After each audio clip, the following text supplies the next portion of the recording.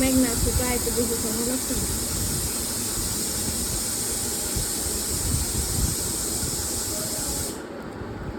আমি তাহলে আমার ভিডিও করে দেবো, তোমার জামাই ভিডিও করে দেবো। ও তোমার জমি বাড়িতে থাকে, তোমার আর কিছু লাগে? এনো এনো রাখুন সেটা ভিডিও ওই সাল্লা বন্ধ করে।